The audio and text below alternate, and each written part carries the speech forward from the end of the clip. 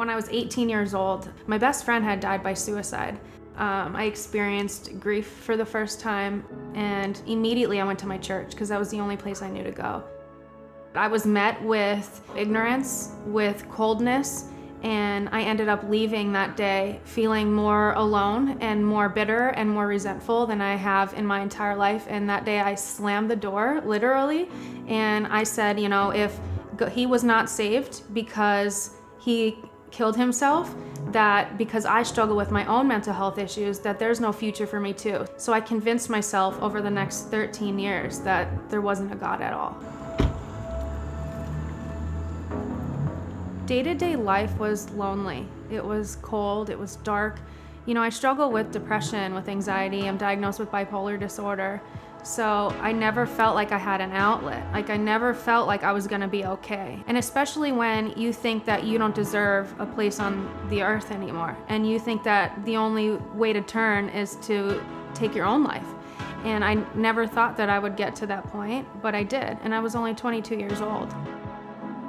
In 2018, our principal, because I'm a teacher, he came in and said that LCBC had handwritten cards that they wanted to give to everybody before our winter break. The walls immediately go up, and I wasn't even gonna open the card. I had all intentions of throwing that card in the trash.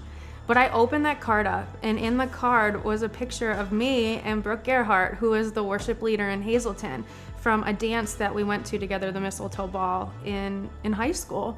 And with a little note from him and another one of my friends, and I reached out to him immediately and just expressed my gratitude. Over the course of the next month, I felt as though I needed to process the hurt I felt with the church. I just had this nudge to talk about it, and he came with an open heart and with no judgment, and he invited me to church.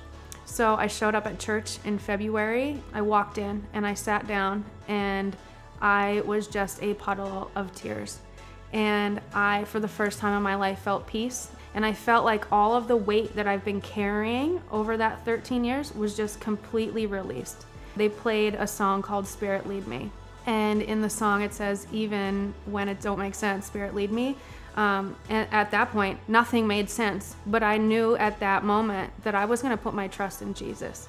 And that, whatever were to come from here on out, I would have somebody walking with me through the fire, and I was gonna be okay.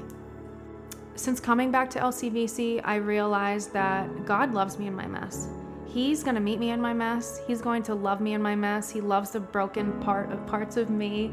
He loves me exactly as I am. He gives me unimaginable grace every single day. And learning how to have a relationship with God and how to talk to God and have a real relationship with Him has completely changed my life.